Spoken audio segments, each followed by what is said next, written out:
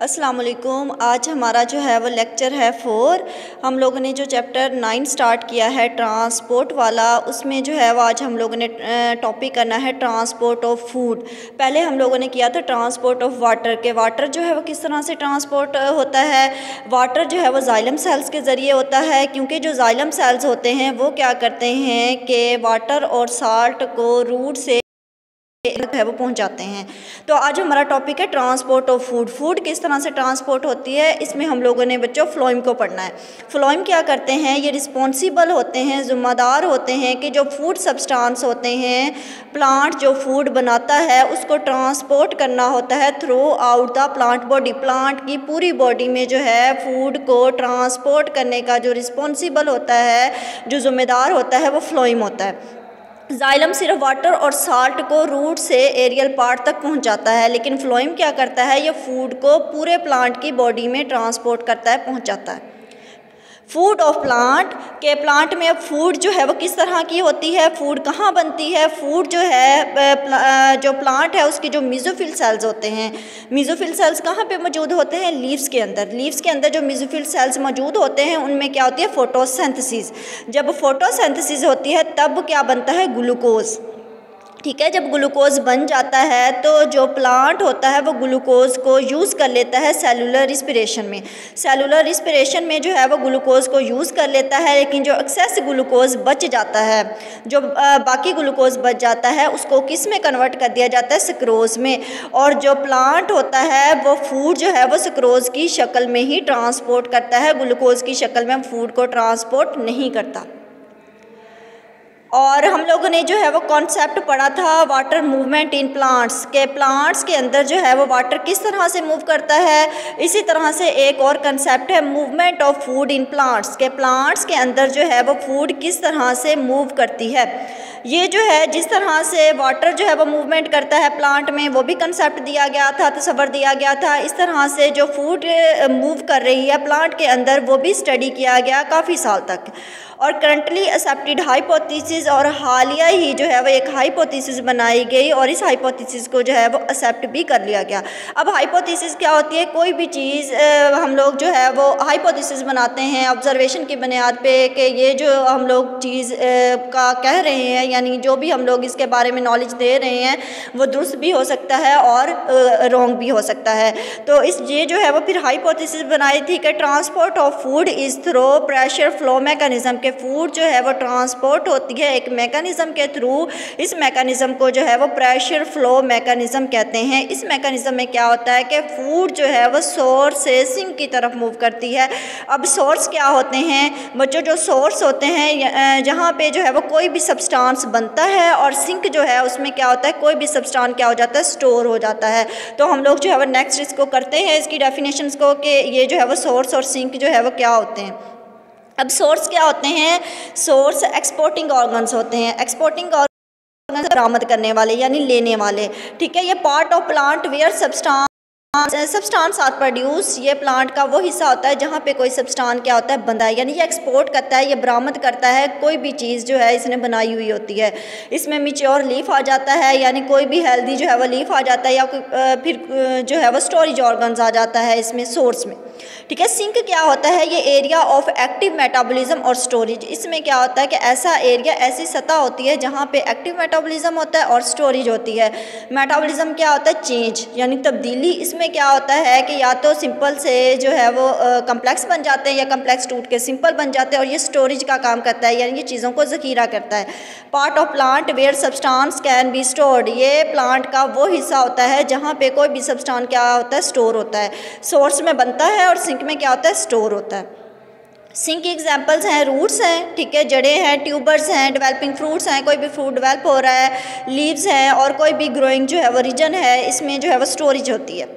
Root क्या होती है, चिकंदर। ठीक है, जो चिकंदर होता है फर्स्ट ग्रोइंग सीजन में ये सिंक के तौर पर एक्ट करता है, यानी फर्स्ट ग्रोइंग सीजन के जब इसको हम लोग उगाते हैं चिकंदर को, तो पहले साल जो है वो सिंक के तौर पर एक्ट करता है। ये क्या करता है कि अपने अंदर सारी की सारी सुक्रोज को जो है वो स्टोर कर लेता है।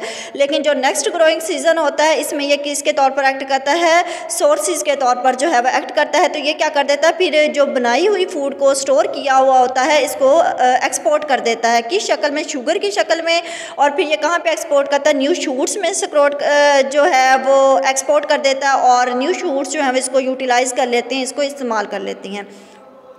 Movement of food at the source, के सोर्स में फूड किस तरह से मूव करती है कि एट दी सोर्स अब हमारे पास क्या होता है, लीव्स होते हैं, पत्ते, क्योंकि जो लीव्स होते हैं उसमें मेसोफिल सेल्स मौजूद होते हैं ना, तो लीव्स क्या करते हैं, फूड बनाते हैं, फूड की शुगर की शक्ल में, और शुगर हमारे पास क्या है, सुक्रोज, और इसमें क्या होती है, एक्टिव ट्रांसपोर्ट होती है। अब एक्टिव ट्रांसपोर्ट क्या होती है, लो से हाई की तरफ मूव करना।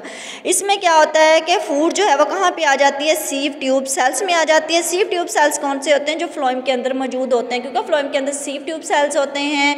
इसके अलावा जो है इसमें कंपेनियन सेल्स होते हैं। तो सीव ट्यूब सेल्स में जब फूड आएगी, क्योंकि शुगर की शक्ल में आई है ना, तो इसमें जो सल्यूट है उसकी कंसनट्रेशन क्या हो जाती है, ज़्यादा हो जाती है। जब सल्यूट की कंसंट्रेशन ज़्यादा हो जाती है तो जो सीव ट्यूब सेल्स होते हैं उसमें वाटर जो है वो जाइलम सेल से एंटर हो जाता है, किसके थ्रू, ऑस्मोसिस के थ्रू। ऑस्मोसिस पानी का हाई से लो की तरफ मूव करना। फिर क्या होता है कि जो सीव ट्यूब होते हैं, जब इसमें पानी भी आ जाता है, साल्ट की कंसंट्रेशन भी ज़्यादा हो जाती है, तो वाटर का प्रेशर क्या हो जाता है, हाई हो जाता है। वाटर का प्रेशर, पानी का दबाव बहुत ज़्यादा हो जाता है। दबाव ज़्यादा होने की वजह से जो सोल्यूशन ऑफ फूड होती है, क्योंकि फूड के अंदर जो है वो पानी भी तो मौजूद होता है ना, तो ये सिंक की तरफ क्या करना शुरू कर देती है, मूव करना शुरू कर देती है। लेकिन जब सिंक एंड होता है तो फूड जो है वो सीव ट्यूब सेल से, यानी फूड जो है जिस ट्यूब में मौजूद होती है, सीव ट्यूब सेल्स में अनलोडेड हो जाती है। अनलोडेड का मतलब होता है निकाला जाता है, किसके थ्रू, एक्टिव ट्रांसपोर्ट के थ्रू। फिर जो वाटर होता है उसको भी एग्जिट कर दिया जाता है सीव ट्यूब सेल्स में, के पानी जो है उसको भी सीव ट्यूब सेल से जो है वो बाहर निकाला जाता है। जब इसको बाहर निकालेंगे तो फिर क्या होगा, प्रेशर डिक्रीज़ हो जाएगा, प्रेशर जो है वो इन ट्यूब्स के अंदर जो है वो कम हो जाएगा। तो फिर क्या होता है कि जो हायर प्रेशर होता है वहाँ से फूड जो है वो लो प्रेशर की तरफ मूव करती है। यानी हम लोगों ने जो प्रेशर फ्लो मैकेनिज़्म की हाइपोथेसिस बनाई थी वो यहाँ पे करेक्ट हो गई है कि जो फूड होती है वो हमेशा सोर्स से सिंक की तरफ मूव करती है। जहाँ पे प्रेशर ज़्यादा होगा फूड जो है वो कम प्रेशर की तरफ क्या करना शुरू कर देगी, मूव करना शुरू कर देगी। डायग्राम देखिए आप लोग, हमारे पास जाइलम सेल्स हैं। जाइलम सेल्स के अंदर क्या मौजूद होते हैं, वाटर और साल्ट। ये हमारे पास फ्लोएम सेल्स हैं। फ्लोएम सेल्स के अंदर जो है वो सुक्रोज मौजूद है। इसके अलावा जो है वो इसमें वाटर भी मौजूद है। अब क्या होता है, लीव्स है ना, लीव्स के अंदर जो है वो कौन से सेल्स होते हैं, मेसोफिल सेल्स होते हैं। और मेसोफिल सेल्स क्या बनाते हैं, ग्लूकोज बनाते हैं, और ग्लूकोज को किस में कन्वर्ट कर दिया जाता है, सुक्रोज की शक्ल में। और प्लांट्स जो है वो फूड हमेशा कौन सी शक्ल में लेते हैं, सुक्रोज की शक्ल में। तो यहाँ पे प्रेशर फ्लो मैकेनिज्म आता है। तो आप लोगों ने देखा था कि फिर जो है वो सुक्रोज की शक्ल में लेते हैं तो इसमें एक्टिव ट्रांसपोर्ट होती है। तो ये फ्लोएम की सीव ट्यूब सेल्स में आ जाते हैं। जब ये फ्लोएम के सीव ट्यूब सेल्स में आते हैं तो सल्यूट की कंसंट्रेशन क्या हो जाती है, ज़्यादा हो जाती है। जब ज़्यादा हो जाएगी तो फिर जो है वो जाइलम सेल से वाटर जो है वो फिर कहाँ पे आना शुरू हो जाएगा, यहाँ पे सीव ट्यूब सेल्स में। तो फिर प्रेशर जो है वो ज़्यादा हो जाता है। तो फूड क्या करती है, वो सोर्स से सिंक की तरफ मूव करना शुरू कर देती है। जब ये सोर्स से सिंक की तरफ मूव करती है तो फिर जो सीव ट्यूब सेल्स होते हैं वहाँ पे प्रेशर भी कम हो जाता है और पानी जो है वो भी एग्जिट हो जाता है, निकल जाता है। तो इससे जाहिर होता है कि फूड हमेशा जो है वो सोर्स से सिंक की तरफ जो है वो मूव करती है। ये हमारे पास बीट रूट है, चुकंदर वगैरह है, इसका रूट सेल जो है वो सिंक के तौर पर एक्ट करता है कि यानी जहाँ पे फूड जो है वो वापस जो है वो क्या करना शुरू कर देगी, इसका प्रेशर जो है वो कम होना शुरू हो जाएगा। ये फूड की जो है वो ट्रांसपोर्ट होती है। अब आप लोगों के जो है वो बुक में 2 बॉक्सेस बने हुए हैं, ठीक है, वो आप लोगों ने वो MCQs के तौर पर करने हैं। सबसे पहला है कि जाइलम वन वे स्ट्रीट होता है। जाइलम जो है वो एक तरफा रास्ता है। क्यों? क्योंकि ये सिर्फ वाटर और साल्ट को रूट से लीव तक पहुंचाता है, बस इसका एक ही काम है, इसका एक ही रास्ता होता है, इसकी एक ही स्ट्रीट होती है। लेकिन जो फ्लोएम होता है वो 2 वे स्ट्रीट होता है, ये 2 तरफा रास्ता होता है, क्योंकि इसमें जो फूड की मूवमेंट होती है उसकी डायरेक्शन क्या होती है, सोर्स से सिंक की तरफ होती है। पहले ये सोर्स में जाता है एक रास्ते से, दूसरे रास्ते में कहाँ पर जाता है, सिंक में जाता है। तो यानी इसमें दोनों जो है 2 स्ट्रीट होती हैं इसमें। तो ये सोर्स और सिंक की डिमांड और सप्लाई पे होता है कि हम लोग कौन सी चीज़ की डिमांड कर रहे हैं, कौन सी चीज़ हमें चाहिए और हम लोगों ने कौन सी चीज़ जो है वो सप्लाई करनी है। दूसरा बॉक्स है ब्रासिका। ब्रासिका जो है वो क्या होता है, ब्रासिका सरसों का पौधा होता है।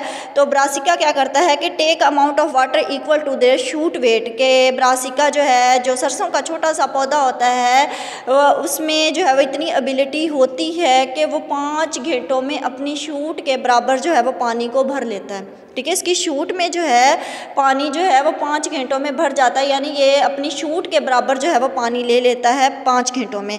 अगर इस तरह से देखा जाए तो एक इंसान को ज़िंदा रहने के लिए 1 घंटे में 5 गैलन पानी पीना चाहिए, यानी वो इतना पानी अपने अंदर 5 घंटों में स्टोर कर लेता है। अगर इंसान को देखा जाए तो इंसान को भी तो 1 घंटे में 5 गैलन जो है वो पानी पीना चाहिए।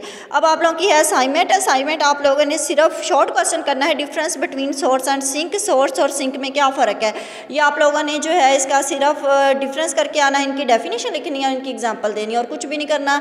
ये आप लोगों की असाइनमेंट है। और अगर कोई टॉपिक आप लोगों को समझ नहीं आया तो उसको अंडरलाइन कर लीजिएगा और जिस दिन आए तो उस दिन आप लोग जो है वो पूछ लीजिएगा। थैंक यू, अल्लाह हाफिज़।